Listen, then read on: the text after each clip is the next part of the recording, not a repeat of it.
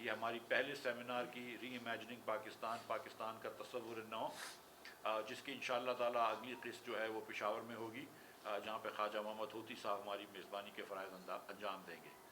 میں بات کرنا چاہتا ہوں تھوڑی سی معیشت کے بارے میں۔ آپ جانتے ہیں کہ اب معیشت کے حالات جو ہیں وہ تھوڑے سے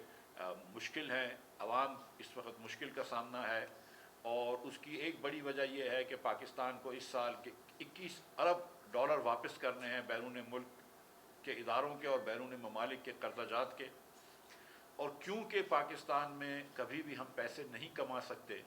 باہر کی ایکسچینج کرنسی کے، تو ہم کو کسی ایک ملک سے قرض لے کر کسی ایک اور ملک کو واپس کرنا ہوتا ہے، یا ایک ادارے سے قرض لے کر کسی اور ادارے کو واپس کرنا ہوتا ہے۔ اور پچھلے 20 سالوں میں ہم نے یہ دیکھا ہے کہ پاکستان میں قرض جو ہے وہ بڑھتا جا رہا ہے، یہاں تک کہ اب 51,000 ارب روپیہ قرض ہو چکا ہے پاکستانیوں کے اوپر، اور ہم نے یہ بھی دیکھا کہ پاکستان کے اوپر بیرونی ملک کا جو قرضہ ہے وہ بھی 25,000 ارب روپیہ چڑھ گیا ہے۔ اس کے اب جو مسائل ہیں وہ یہ ہے کہ اس کی وجہ سے مہنگائی در بڑھ رہی ہے،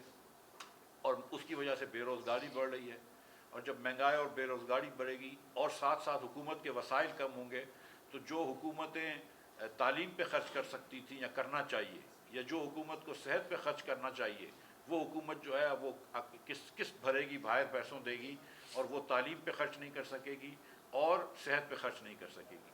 آلریڈی پاکستان میں آدھے بچے جو اسکول جا سکتے ہیں، جن کی اسکول جانے کی عمر ہے 16 سال کی یا اس سے کم، وہ اسکول میں نہیں ہیں، اور جو بچے اسکول میں ہیں وہ بھی فیل ہو رہے ہیں، اور پاکستان کے اندر اس وقت 80% بچے جو ہیں وہ میل نورشڈ ہیں۔ تو یہاں پر اب گنجائش نہیں ہے کہ ہم یہاں پر اور ہمارے لوگوں کے پیٹ کاٹیں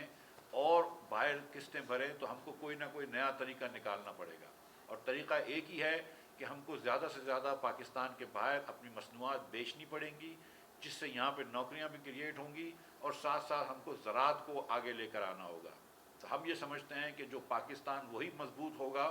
جس میں پاکستانی مضبوط ہوں گے۔ اگر ہم پاکستانی لوگوں کو مضبوط کر دیں گے، اپنے لوگوں کو روزگار پرووائڈ کر دیں گے، اپنے لوگوں کو مضبوط کر دیں گے، تو خود بخود انشاءاللہ تعالی لوگ اپنے بچوں کو بھی پڑھا لیں گے، لوگ اپنی بیماری کا بھی حل نکال لیں گے، اور اس کے ساتھ ساتھ ملک بھی آگے ترقی کرے گا۔ تو اب وقت آ گیا ہے کہ پاکستان کے اندر لوگوں کو حقوق دیے جائیں، اور جو 18ویں ترمیم نے، آپ یہ سمجھ لیجئے کہ وفاق سے لے کر صوبوں کو حقوق دیے تھے، اور اب لوگ بات کر رہے ہیں اور صحیح بات کر رہے ہیں کہ صوبوں سے لے کر ضلعوں کو حقوق دیے جائیں، تو ہم یہ سمجھتے ہیں کہ ایکچولی حقوق جو ہے وہ لوگوں کو دینے چاہیے، لوگوں کو روزگار دیں، لوگوں کے لیے مشکلیں آسان کریں۔ مہنگائی جو ہے اس وقت آپ پتہ ہے کہ عروج پہ ہے، اور حکومت جو اپنے مسائل سالو نہیں کر سکتی ہے، ایک نجکاری کا مسئلہ ہے پاکستان میں، 20 سال سے ہم کوئی نجکاری بھی نہیں کر سکیں، اور دوسری طرف حکومتی ادارے جو ہے وہ اربوں کا نقصان کر رہے ہیں، تو اس کا کوئی نہ کوئی حل نکالنا پڑے گا۔ ایک سرکولر ڈیٹ کا مسئلہ ہے جو 2800 ارب روپے سے اب تجاوز کر گئی ہے، اور تیزی سے بڑھ رہی ہے، مشرف صاحب کے زمانے سے یہ چل رہا ہے، کسی حکومت نے اس کا حل نہیں نکالا، تو کیا اب یہ ضروری نہیں ہے کہ اس کا حل نکالیں، یا کہ روز کے روز بجلی مہنگی کرتے رہیں؟ تو اب وقت آ گیا ہے کہ حکومت جو ہے وہ کچھ فیصلے کرے،